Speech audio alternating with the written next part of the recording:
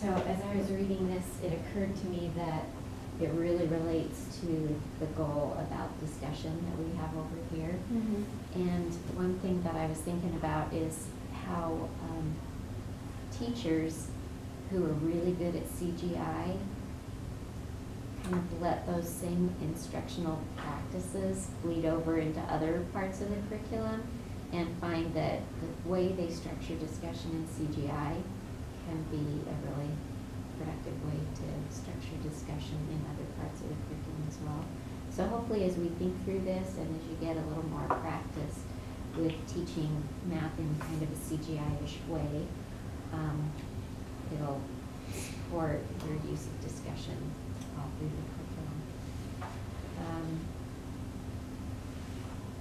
Yeah, so this article is not about CGI, but as you read your section, did you see connections to the way your teachers teach CGI? As I read that introduction part, one thing that really stood out to me is also a connection that we had on something somebody was working on like not over scaffolding, because it said here that we need to know how to support students without taking over the process and thinking for them, and thus eliminating the challenge. That phrase, eliminating the challenge, really stood out to me, because we want them to have learning that has cognitive demands. So really focusing on what the cognitive demands of the task are. And then another part in that intro that stood out is that discussions can sometimes turn into just like sharing where there's limited teacher or student commentary, and that's not our goal. And I know I've been in CGI lessons where it's just like, okay, some kid comes up, shares their strategy, and another kid comes up, shares their strategy, and there's not a lot of discussion. And I think the learning really happens in the discussion, and so that's what the focus of this article is. So the first step, they say in this 5 practices model, is anticipating. So anticipating how kids are going to respond to the problem after you've got your problem all figured out, what you're going to pose. They suggest that you should anticipate both correct and incorrect ways that kids might try to solve this problem, and that it's helpful to get together with somebody else so that you can brainstorm more ways that kids might try to solve this problem. And so hopefully that'll be helpful for us as we work together in lesson study, that we'll have more people to bounce ideas off of and to kind of try to figure out what strategies might kids use. They also suggest, if there's research about this particular aspect of math, to look at what the research says that kids might try. A lot of times the research highlights misconceptions that kids have, and that's really good to know going into it. So maybe at our next session I'll try to bring in some research that specifically relates to whatever your 4 topics, your mathematical topics are. And then they just say that it requires you to consider beforehand what actions should be taken based on how students might try to solve the problem. So you got to anticipate and then plan how you're going to respond. If a kid tries to do it this way, how should I respond to that? If they try to do it that way, how should I respond? Okay, so that's about anticipating. Okay, so monitoring is next, and that's just about like monitoring students' responses by paying close attention to their thinking and how they're like solving the solution or their solution. And one way they suggest to like really hone in on that is to make a list of like possible solutions that you anticipate students doing beforehand, so that when you're like walking around the room and monitoring, you can easily like identify those solutions, but also keep a record of like how students are solving, and then you can kind of use that as which students you want to pinpoint for your discussion. And and then the other big thing about monitoring is questioning. So asking questions that helps make it clear like how students are thinking, to make their thinking visible, and you can also like prepare your questions ahead of time so you kind of have a better idea of what to ask. But just questioning them gives them the opportunity, it says, to refine and revise their strategy before you have this whole group discussion.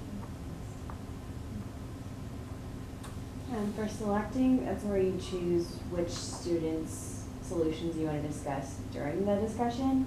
And so selecting the student data solutions is guided by the math goal and how the teacher's assessment of how each student's work contributes to that goal. So it discusses the importance of choosing different solutions to the problem and even choosing one that might be incorrect, so students can help that student refine his or her solution to the problem.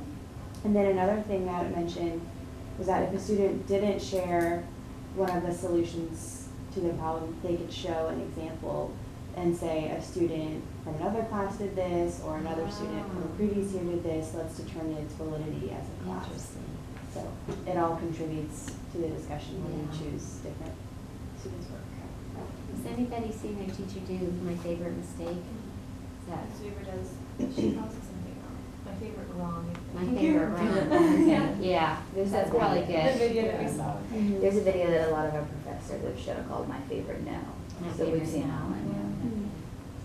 That's what I connected Yeah. with when you were saying, don't be afraid to show one that doesn't have the right answer. Yeah. So I had sequencing, and that was all about choosing what order in which to show the students' work after you've selected it.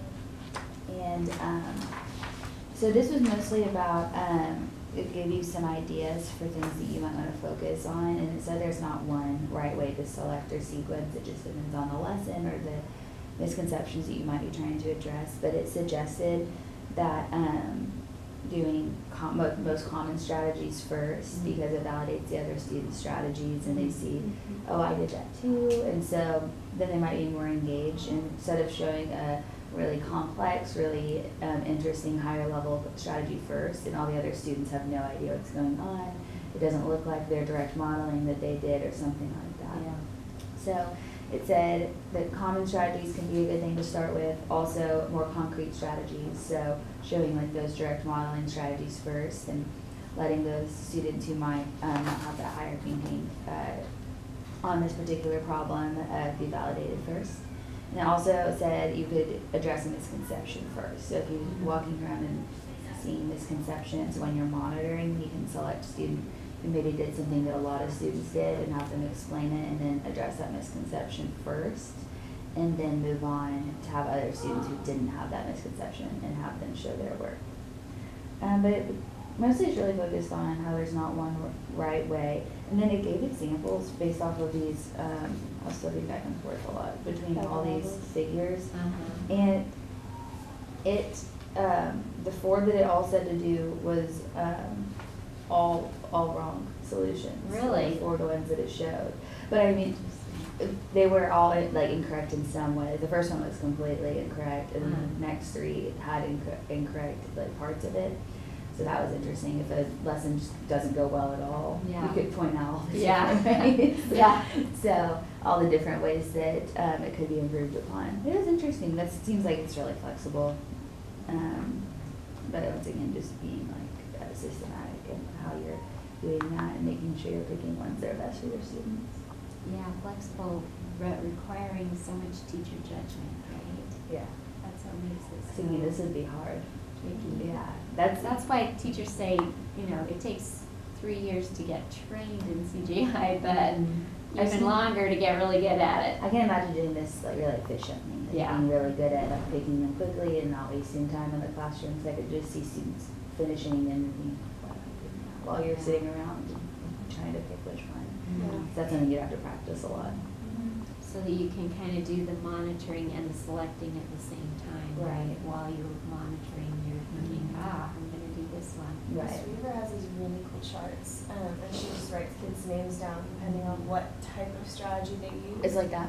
Kind of like that, but then she also has like a little section of like correct, incorrect. I don't even know, but Yeah. I need that resource. I have a chart that Ms. Green actually It's forwarded to you probably- guys, which I'll bring on Tuesday for you to Okay. take a look at, but you can choose whether or not you wanna use it. Okay. And then finally, connecting, that's really trying to avoid what you're talking about of, we showed this one strategy, and then we showed this other strategy, and then we showed this other strategy, finding connections both between the different student solutions and the key mathematical ideas. So you want to say, okay, this student did it this way, well, what's similar about this to this student? And really finding those connections there, and having the students explain their work, and having, and as the teacher guiding that discussion to say, okay, how did this work, and why is this similar or different than a different solution? Does it still achieve the same result? And then the next part of that is judging the solutions based on accuracy and efficiency. So with students who may have tried different ones, I know this is just connecting back to my class now, but one thing that Ms. Weaver does is she always says, is this okay? Did you come to a correct solution? Okay, now how can we find a way to do this more efficiently so that you become quicker and more efficient with your mathematics? Yeah, And then just connecting all of those. yeah. I love the CGI words, efficiency and elegance. That's what we're always aiming for, is greater efficiency and elegance in their problem-solving skills. And depending on where they are in their development of a particular concept, you might really be pushing for efficiency versus if it's just a new concept, you might just be pushing for conceptual understanding, and later we're gonna get to what's the more efficient And that's strategy. one thing that I see a lot of is she always asks, is this an acceptable way to do it? And we go, yeah. Mhm. And then we look at the ways that could be more efficient. So once you're comfortable, you move on, and it's not a linear path, it's not one way to do it, it's here are the strategies, let's find the way that's best for you at this time. Yeah. So now that you have this framework, you look back on the page 2 where it just quickly outlines them: anticipating, monitoring, selecting, sequencing, connecting. Kind of be keeping those 5 things in your head while you're observing your mentors teach. And I think even just having these 5 words helps me to be more thoughtful as I'm observing a lesson, and of course it'll be helpful as we're planning. But maybe just keeping that in mind over the next few days will give you some food for thought. So a lot of times a CGI lesson will start with some kind of, I think what in your lesson plan format is called an anticipatory set, or you've heard that phrase before, maybe, anticipatory set, no? Activation, where you, schema activation? Yeah. Okay, schema activation. Okay, so you do some kind of schema activation where you want to get kids excited about the lesson. So I know not all CGI lessons start this way, but for our lesson, let's try to think of something that gets them excited about jumping into the mathematical practice that they're going to be using. So I'm going to give one example. This is not CGI, it was a geometry lesson. So the interns decided that they were going to show some modern art. So on the smartboard, they just showed a piece of modern art, and they had kids identify the geometric shapes that were within that modern art, because the lesson was going to be about shapes. And they knew that kids in their class really loved art. So it connected. They had kids who said they were going to be artists when they grew up, and who always spend all their free time, drawing and stuff.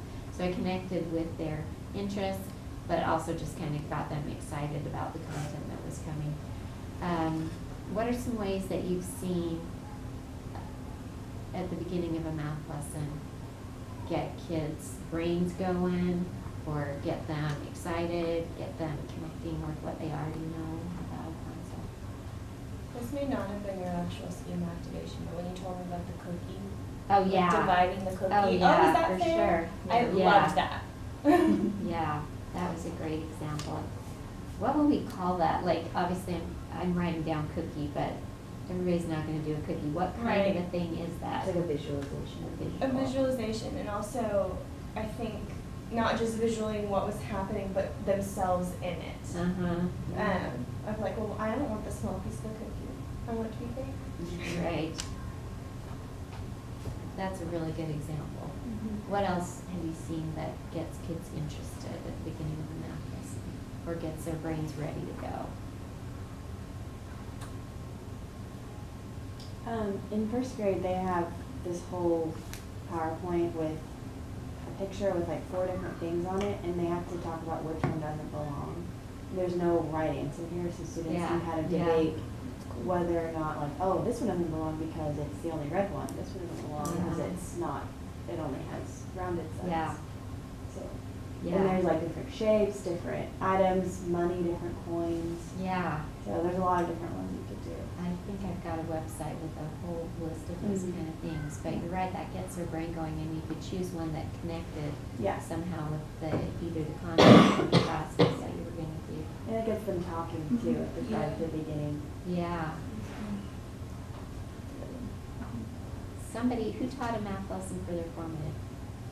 And both, video. yeah, so those little videos, what video did you use? It Oh, was pirate. Subtracting like a pirate. I sent that one to my daughter-in-law, I'm like, my grandsons will They love this. No, Yeah. they love it. So They love awesome. the song, and then like I would just pause it when the math problem would come up, and then pull a stick and have a student What is answer. subtracting with the They pirate? sing the whole song. Oh, is it just a song about subtraction? It's just about Yeah, subtraction. but it has like a it's just about- subtraction I problem. was like waiting for a pun about Yeah. R or No. something. Like, Yeah. It's like about like pirates walking the plank. So, like, okay. making things walk the plank, so Yeah. then we are subtracting. Less right? things. Okay, so Something kind of like yeah. monkeys on the bed. instead of- Yeah. Yeah. Except it's, yeah, it's Except really pirates. cute. That's Anyway, cute. and what did you do at the beginning of your lesson? We did a counting circle, Right. and so I had prepared different questions. Like if we start with 23,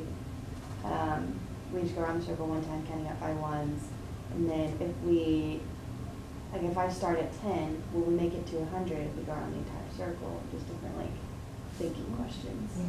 Yeah. So just kind of a brain warm up Mhm. to get them thinking about math and about sequence, and it really did lead into the lesson that you were teaching really well.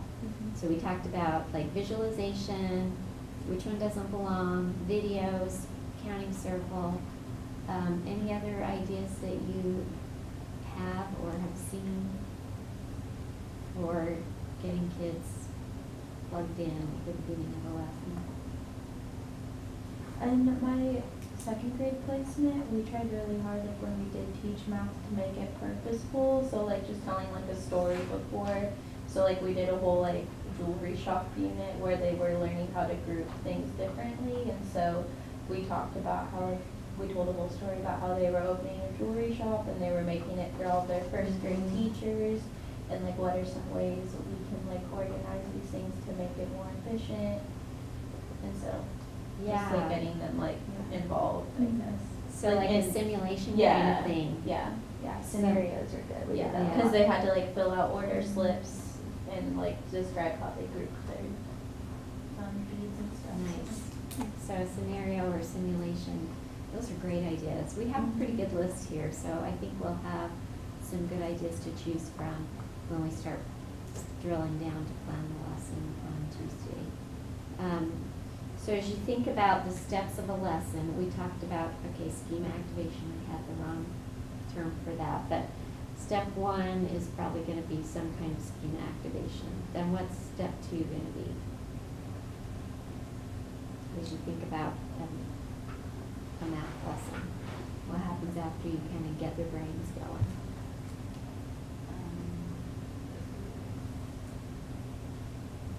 I feel like it depends on if it's a new concept or if it's just continuing to practice. Mm-hmm. Because with a new concept, you might want to state the goal, you might want to, they're just so different between those two. Okay, so if it's a new concept, there's gonna be some different background stuff that's gonna be Right. happening. If it's a familiar concept, what's gonna happen after schema activation? Probably stating the goal, or, Yeah, like stating, this today you're going to do this, right? And then what? Just introducing the problem.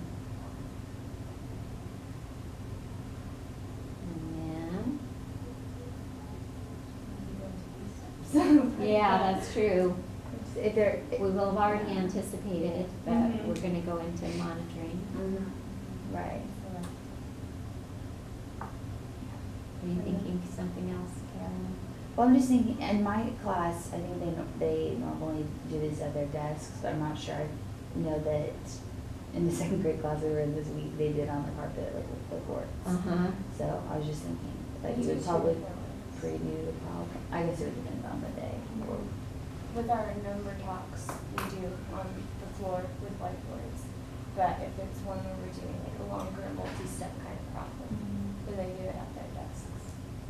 And like in one of yours, I can't remember which it was, they worked 2 problems and then came back to the carpet Yeah. and then worked more problems. Is that Yes. yours, No, Kirsten? mine.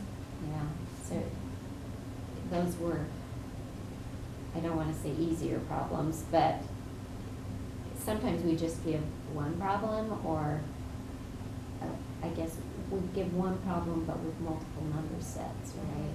And then we plug in 2 number sets and then come back, or 1 number set and then come back. So it might be independent work either on the carpet or at their desks, and then kind of I've heard that called catch and release. So they do a little work and then you catch them again and then release them again. And then they do some more independent work. It really depends, doesn't it, on Mhm. how comfortable they are with the concept that we learn. So you might do some kind of catch and release. I'm gonna put catch and release just as a reminder to me on my list. And then what's your closure? What might your closure look like? After the students have shown. Yeah, I guess I didn't really put share. That was kind of part of the catch and release. What do they call it in the 5-step thing? They don't call it, that's, It's part connecting. connecting. Yeah, the connecting is really important. Okay, so what could happen for closure? Restating the goal. Or returning back to your schema activation, if you pose some Oh, kind of yeah. question of like, well, how can I divide this, but, well, how can we now? And self-assessment. Yep, that'll hit Ms. Cole over here. So one of the things Ms. Green sent was it was just a tweet actually about exit tickets. So I'll copy that. I did.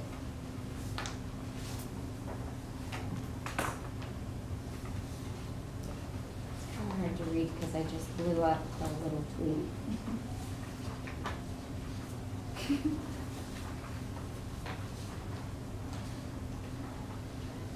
These Do are they- two different things. Oh, whoops, sorry.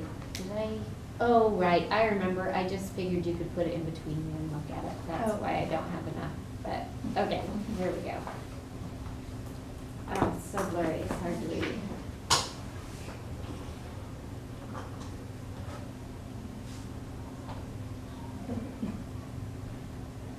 Your glasses won't help, because it's just blurry.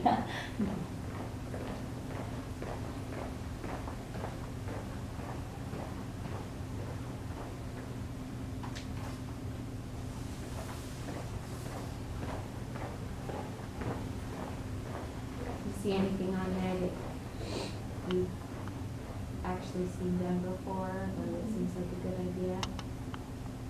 The number 2 on choose a question, Mhm. we use a lot of what gave you the most difficulty today, or we often do it actually as 2 different ones, where what was easy and what was difficult, so they feel some Do accomplishment. they Yeah. fill out a exit ticket, or they just talk about it? We do post-it notes in 3rd grade, so they They like post-it notes and they can write it It's down pretty sticky. quickly. Yeah. I did that in 6th grade. Like, it was part of my, like, semantic maps for some of them. I was like, how does this help you? What was hard and what wasn't? Yeah, Yeah, they could do that in their reflection. that's nice, and that can be a quick, like, turn and talk with a partner, or it can be a sticky note, or it can be written down on an actual exit ticket. I guess for kindergarten, it would be more of like a There are a couple that are vaguely similar, but I also like that I wonder, like I still wonder after this. Rather than what you still have questions about, because that has more pressure. Yeah, But I still wonder, that's a nice way to say it.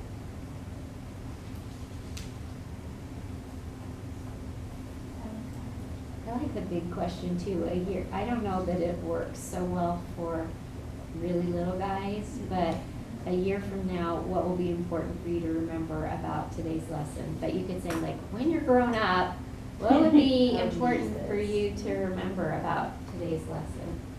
I That always would be like to also useful. do the like, why do we even need to know? Yeah, this? Why is exactly. this important? We're not just teaching it for fun. Yeah, why is this important?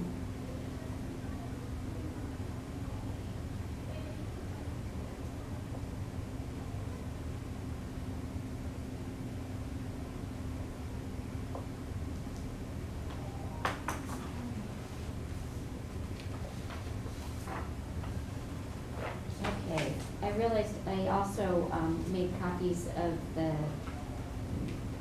PowerPoint that Ms. Green went over with us. So great to have, but I have to be willing to come in and do that. So this is just a reminder, you can look back over as you think about the lesson that we're gonna plan.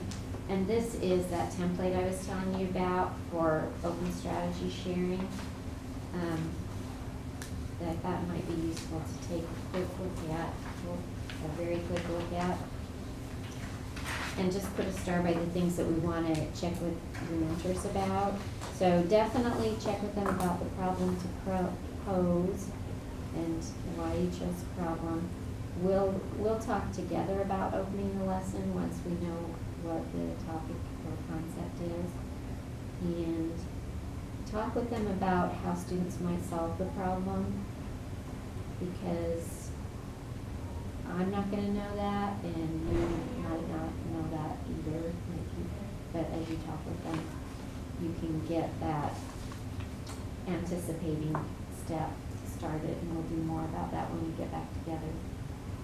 And I think that's it. Those two things probably seem like the ones we need to check with mentors about. The problem to pose and how kids might pose it. Anything else can you think of anything else that you might want to talk with your mentors about in relation to this lesson? Well, I'd like talking about with them about what questions work best with our students. That's a great idea. I think also what they've observed so far, because at this point in the year, we're not really going to be introducing new concepts, Right. so.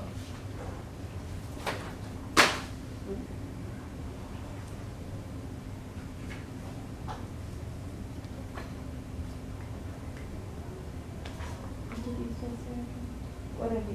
What have they observed so far with the students or with the concept, what's been taught, kind of just a background of that? Yeah, so this part here in the middle gets at the anticipating and helps us know what to look for when we're monitoring. Kind of along with that is selecting. It seems like what things might I be looking for, what strategies might I want to select. They might be able to give you a heads up on that. And really the selecting, sequencing, and connecting, you might get some feedback from them in advance. And then, of course, once we actually have a lesson plan, then they can give you some really good feedback on selecting, sequencing, and connecting. All right, so we're gonna meet Tuesday, whatever time I said. It's on the agenda. Put it on your calendars, and I will see you then. Okay? You need this. Oh, yeah, here I am.